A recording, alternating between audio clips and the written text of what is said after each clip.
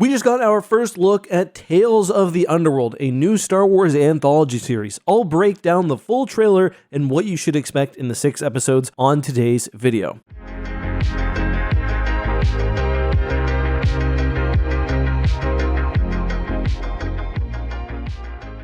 Hey guys, this is Justin. Hello and welcome to another video. So yes, surprise, but not really. We're getting a new entry in the Tales of series with Tales of the Underworld. Before we get into a full breakdown of the trailer, I do think it might be helpful to review what Tales of the Empire was like, because it looks to me like this series will very closely mirror what we got last year. Unlike Tales of the Jedi, which told sort of a mix of stories, Tales of the Empire was strictly divided into a retelling of the histories of 2 specific characters, Barriss Offee and Morgan Elsbeth. It was called Tales of the Empire specifically because it dealt with their life in the Imperial era. Whether you liked Tales of the Empire probably depends on whether you found the backstory for Elsbeth or Offee compelling. For me personally, there weren't a ton of surprises there, so I didn't love it. I would rather the Tales of series tell a more diverse range of stories. But let's jump back to the current discussion, Tales of the Underworld. This time we'll be getting the backstories of Asajj Ventress and Cad Bane. Cad Bane in particular, and again I'll get to the trailer breakdown in a second, is not really a character I want to know more about. I think he works well as a sort of dangerous and mysterious gunslinger. Asajj Ventress, on the other hand, they've got some filling in to do, especially with how her story ended in Dark Disciple. I think when it comes to an ideal version of a story in this Tales of series, the best example so far is Count Dooku, because rather than just learning a bunch of little details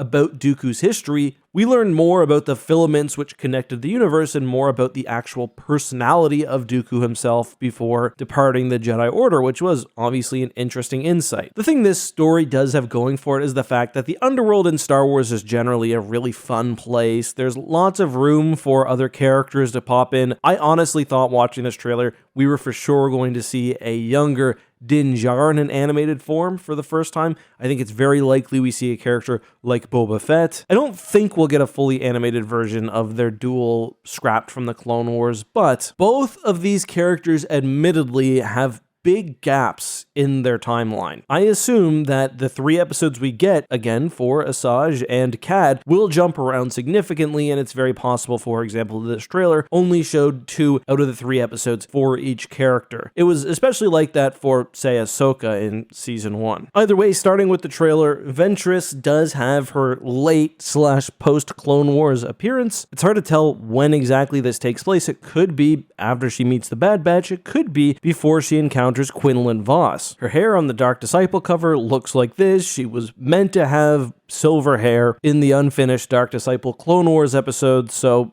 really hard to tell when this takes place, but generally I will say for these first few scenes and for the entire trailer, Lucasfilm Animation has really got something special with the visual identity of these animated shows. They look so good. The Bad Batch especially, I was just constantly impressed by. But yeah, regarding Cad Bane, I don't know, like there's not a whole lot about his backstory that I'm interested in. It's kind of funny. This is the same issue I had with Solo. Cad Bane is essentially an archetype, as is Han Solo. I can imagine what his backstory would have been like, and we see it kind of play out in the trailer here, betrayed by someone in his youth who he's going to have a conflict with. That's probably going to be the focus of 1 or 2 episodes, and I just don't really care. I'm a lot more interested in what he does between the Clone Wars and the New Republic era with the Book of Boba Fett. I will say, however, we see a planet 54 seconds in, and this looks identical to Daiyu from Kenobi, so I'll be curious to see whether there's any connection there. I could definitely see the possibility of Haja reappearing. Anyway, in the subsequent scene, it looks like Asajj may have some sort of apprentice or young person tagging along with her. The grizzled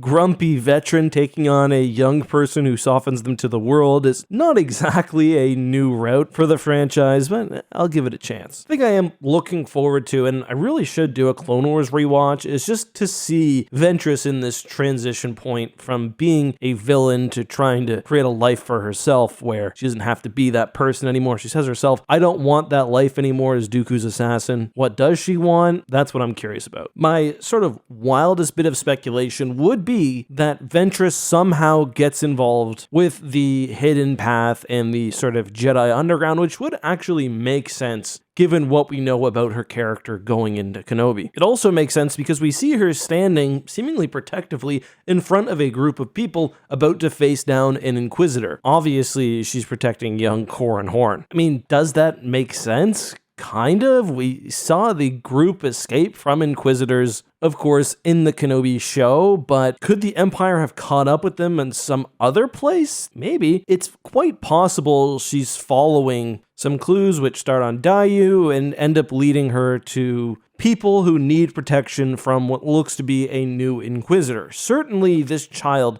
she is standing between the Inquisitor and him, so I'm guessing whether he is a young Corran or not, he is Force sensitive. Maybe an apprentice of hers, maybe not. Also, to jump ahead a bit, we do see him with a lightsaber training alongside Ventress near the end of the trailer, and he features prominently on the poster for this season as well. So curious about who this kid could be. I obviously think it'd be cool if it were Corran, but we'll see. If it is, and again, that's a massive if, almost certainly it's not, his character will be very different than how he was in Star Wars Legends, where he didn't know of his Jedi heritage until he was older. Either way, the Cad Bane stuff looks fine. Generally, there'll be some cool action, I'm sure. Also, in what may be from the third episode, we do see stormtroopers clearly of the Imperial era, so if I'm right about my theory, that does place things correctly and probably sets the events of at least part of this show after what we got in the Bad Batch. Even season 3 of that show takes place in 18 BBY, right after the Clone Wars. Kenobi is like a decade later. I don't know. Maybe I'm not cooking with this theory. Maybe I am. Either way, that gives us something else to look forward to in May.